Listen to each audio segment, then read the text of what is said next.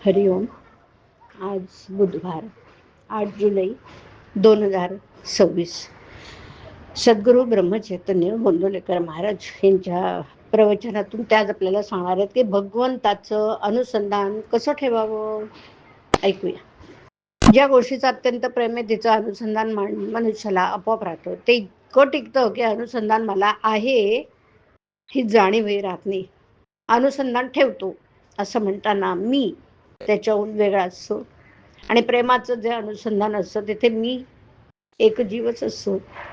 आपण कितीही गडबडीत असलो तरी वाटेने जात असताना आपल्या नावाने कुणी हाक मारली की आपण वळून पाहतो. हे आपलं अनुसंधान आहे. कारण या देहावर आपलं इतकं काही प्रेम आहे की त्याच्याहून वेगळा नाहीच मी. असं देहाचं अनुसंधान कसं ठेवावं हे सांगावं लागत नाही.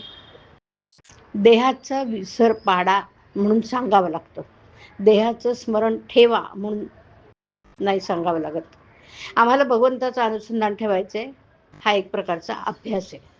भगवंताचं प्रेम वाढलं तर अनुसंधान टिकेल. परीक्षा पास होण्याकरता जसा अभ्यास करावा लागतो तसा भगवंताचं प्रेम वाढवण्याकरता अभ्यास करणं जरुरीच आहे.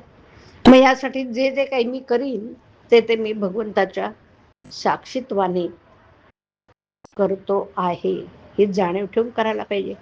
आज आम्हाला नाना तऱ्हेचे उद्योग करावे लागतात. प्रपंच म्हटला म्हणजे किती गोष्टी कराव्या लागतात. त्या सगळ्या गोष्टी करत असताना भगवंताचं स्मरण ठेवून करणं हे आपलं खरं कर्तव्य आहे. सर्कशीमध्ये आपण बघतो ना, वाघ, सिंह, घोडे, हत्ती काय जे प्राणी असतील ते खेळ खेळतात. घोडा कसा सुंदर नाचतो असं आपण म्हणतो, पण त्या घोड्याचं लक्ष प्रेक्षकांकडे नसतं. त्या घोड्याचं लक्ष, त्या वाघाचं लक्ष, सिंहाचं लक्ष, आतमध्ये चाबूक उगारणारा जो मनुष्य असतो त्याच्याकडे असतं ना. प्रेक्षक काय म्हणतील ते तो प्राणी पाहत नाही. आणि आपण काय करतो, भगवंत काय म्हणेल हे पाहतच नाही, जग काय म्हणेल हे पाहतो. हे जर आम्ही सोडलं ना तर भगवंताला काय हवंय ते आम्हाला बरोबर कळेल. भगवंताचं स्मरण ठेवून कर्म केल्याने त्याला काय हवंय तेच आमच्या हातून घडेल. त्याचं संधान न सोडता कर्म करणं हे अनुसंधानाचं लक्षण आहे. हे कशाने होईल? अत्यंत प्रेमाने होईलच. एक बाई नुकतीच बाळंत होऊन सासऱ्याला तिचं मूल पाळण्यात निजवलं होतं आणि मागच्या परसाकडे ती भांडी घाशीत होती. ते मूल थोडंसं कुठे रडलं. घरात पुष्कळ माणसं होती, कुणाला ऐकू नाही गेलं. ती पोरगी मात्र धावत पाळण्यापाशी आली आणि मूल उठलेलं दिसतंय असं म्हणाली.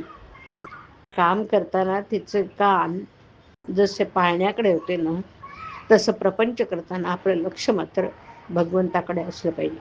त्याचं नावच अनुसंधान. अखंड मुखी राम नाम आता असावे अनुसंधान, देहाने करावे प्रपंचाचे काम. हरिओम. हरिओम तत्सत. हरिओम.